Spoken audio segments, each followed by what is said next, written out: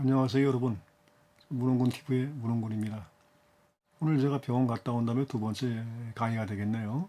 사실 어저께 제가 강의를 한 거 들어보고도 제 스스로가 웃었습니다. 한동안 안 하다가 이렇게 처음 시작하려다 보니까 또 많이 내가 서툴어졌구나 하는 걸 많이 느꼈어요.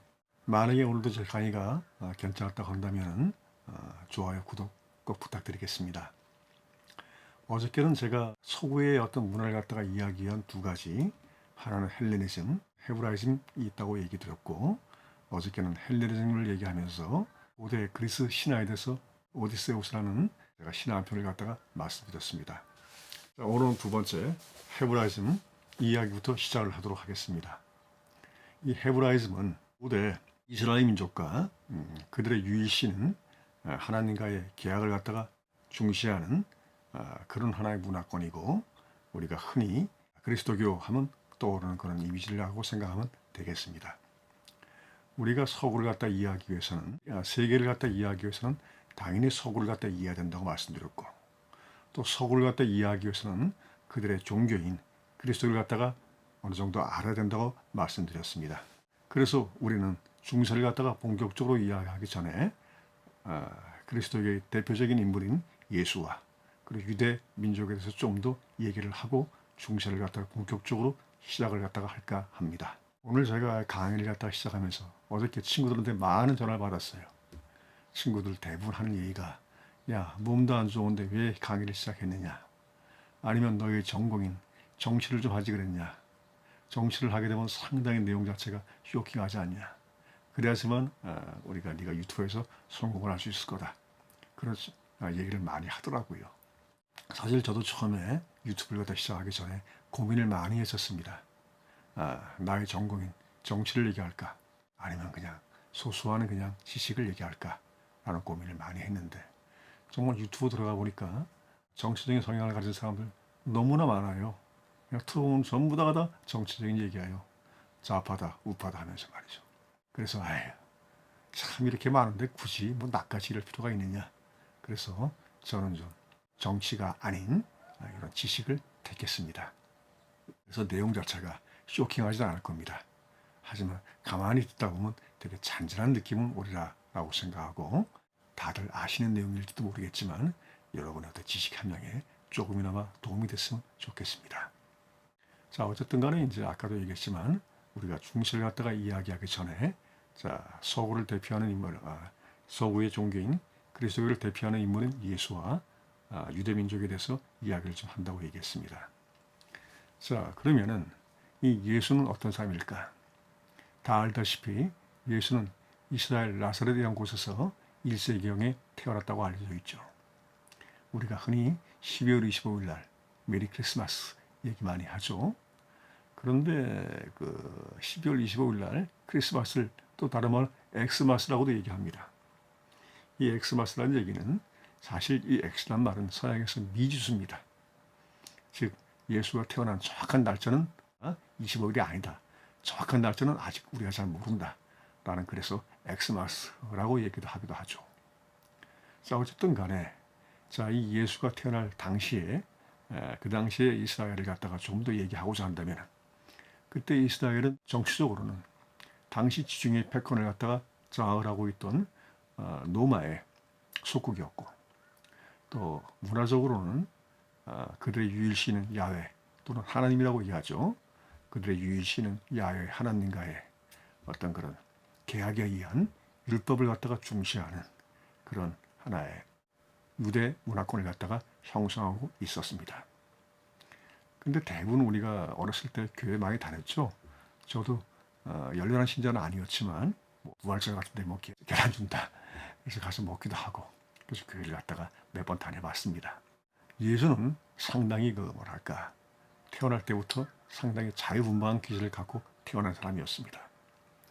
어쨌든 간에 예수는 자기의 제자들과 함께, 자, 기독교의 이야기는 복음서를 갖다 전파하면서 이스라엘 전역을 갖다가 돌면서 복음을 전파했습니다.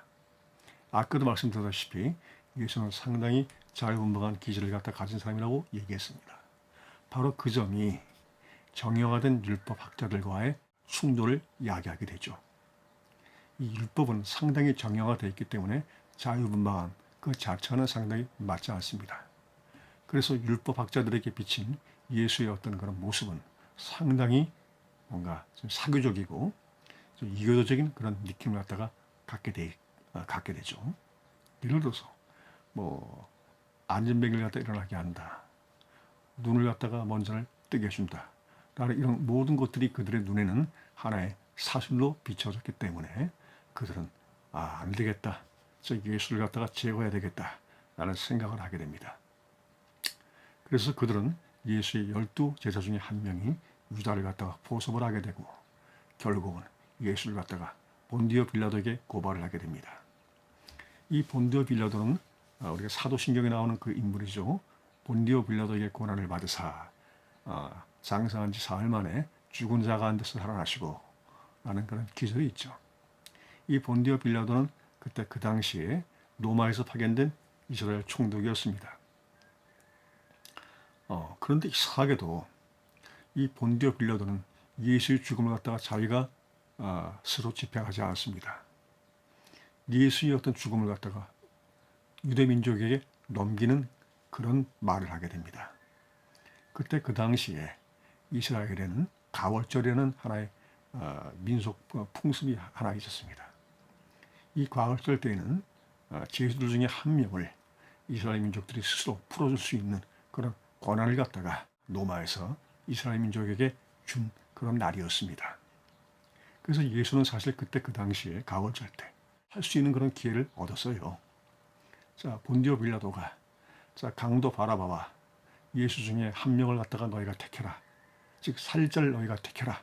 라고 그 처벌 권한을 갖다가 이스라엘 민족에게 주게 되죠.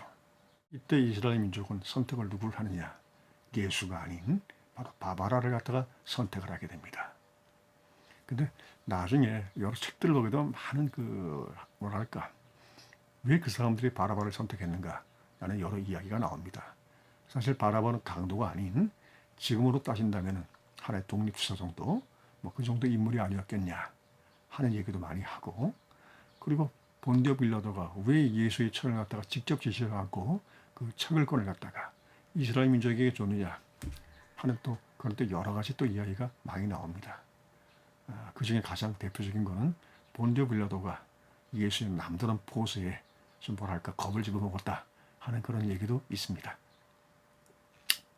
자, 이제 어쨌든 간에 예수는 여러분도 알다시피 장사한 지 사흘 만에 죽은 자 가운데서 다시 살아나게 됩니다. 그리고 다시 자기 흩어진 제자들 갖다가 함께 초기 기독교의 기반을 갖다가 만들게 되죠. 그래서 그들은 카라쿰이라는 지하 무덤, 또 동굴이죠. 그런 곳에서 비밀스럽게 예배를 보며 로마의 박해를 갖다가 피해 나갑니다. 그때 그 당시에 로마의 박해는 기독교인에 대한 로마의 박해는 엄청났습니다.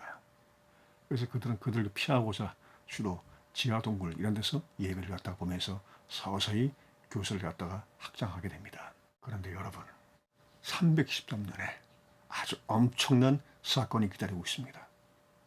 그 사건은 뭐냐? 로마의 황제인 콘스탄티노스 황제가 밀라노 칙령을 통해서 갑자기 기독교를 제국의 종교로, 국교로 인정을 하게 됩니다. 도대체 이 사건이 얼마나 큰 사건이냐? 여러분들은 잘 감이 오지 않을 겁니다. 좀 더 여러분의 이해를 쉽게 하기 위해서 하나의 예를 들어보면 이 사건이 그 당시에 얼마나 큰 사건인지 아마 이해하게 될 겁니다. 자, 우리가 일본의 식민 통치를 받았습니다. 자, 일본 식민 통치를 갖다 받으면서 갑자기 일본이 자신의 어떤 그런 국교를 갖다가 우리 대한민국의 민속신앙을 갖다가 자기들의 국교로 승인한다라는 거와 똑같은 그런 사건이라고 보시면 됩니다. 일본 사람들이 그거 인정하겠습니까? 절대로 인정하지 못하겠죠. 그 당시에 많은 또 반대도 있었습니다. 하지만 어쨌든 간에 황제가 인정을 한 거니 그 이후로 기독교는 중세 유럽 곳곳에 퍼지면서 교수를 갖다가 날로 확장을 하게 됩니다. 잠시 이렇게 기독교의 영향을 갖다가 이해하는 것이 우리가 다뤄야 할 중세 봉건사의 특징을 갖다가 이해하는데 큰 도움이 될 것 같아서 여러분들에게 중세 봉건 사회를 갖다 이야기 전에 본격적으로 기본 지식을 말씀드린 겁니다. 그리고 내일부터는 본격적으로 중세 봉건 사회에 대해서 얘기를 갖다가 하도록 하겠습니다. 아마 중세 봉건 사회를 갖다가 얘기를 끝내려면 아마 한 4꼭지 정도 얘기를 해야 될 것 같고, 그 중세 봉건 사회가 끝나게 되면은 그 다음에는 바로 근대로 넘어가도록 하겠습니다. 근대는 상당히 여러 사건들이 많이 발생을 하게 되죠. 그래서 근대 쪽으로 넘어오면 그때부터는 여러분들이 너무나 머리 떨어진 역사가 아니기 때문에 좀 이해하는 데 도움이 될 것이고 좀 재미도 있을 것입니다. 원래 학문이 지식이 딱딱한 겁니다. 그래서 저도 참 강의하기가 딱딱합니다. 재미가 없죠, 여러분? 하지만 가능한 한 여러분들에게 좀 진실로 다가가서 좀 재미있는 일을 갖다가 할 수 있도록 노력을 하도록 하겠습니다. 여러분, 오늘도 들어주셔서 감사드립니다. 다음 시간에는 중세에 대해서 본격적으로 이야기를 갖다가 하도록 하겠고요. 만약에 제 강의가 좀 그래도 괜찮았다라고 한다면 아까도 말씀드린 좋아요, 구독 꼭 부탁드리겠습니다. 여러분 감사드리고 다음 시간에 뵙도록 하겠습니다.